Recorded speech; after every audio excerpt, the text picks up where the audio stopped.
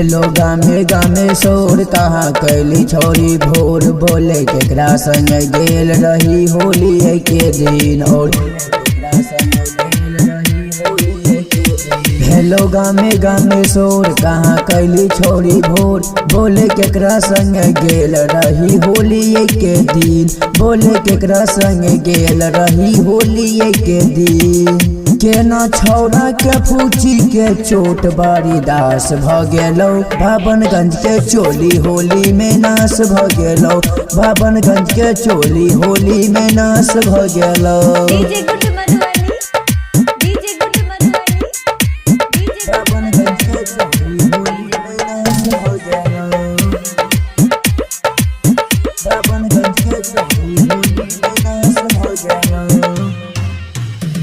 कत खेली होली लगलो रंग और माटी। कत खेली होली लगलो रंग और माटी।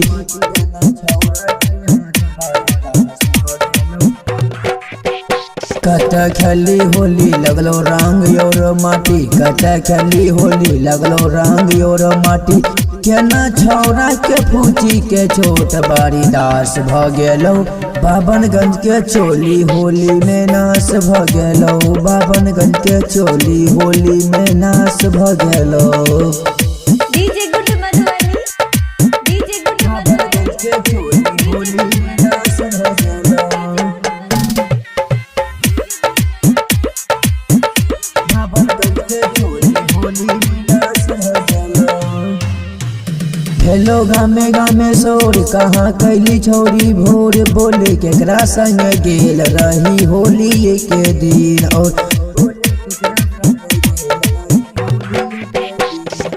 भेलो गामे गामे शोर कहाँ कैली छोरी भोर बोले केकरा संग गेल रही होली के दिन। और केना छौरा के फूची के छोट बारी दास भ गेलो।